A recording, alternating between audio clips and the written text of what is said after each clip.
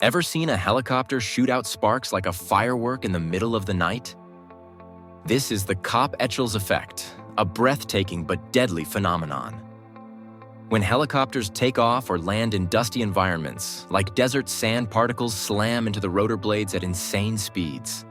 This grinds tiny metal fragments off the blades, which then ignite and create this dazzling shower of light.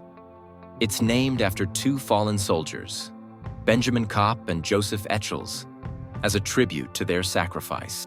Mesmerizing, but a sign of extreme conditions. Next time you see this, you'll know the science behind the sparks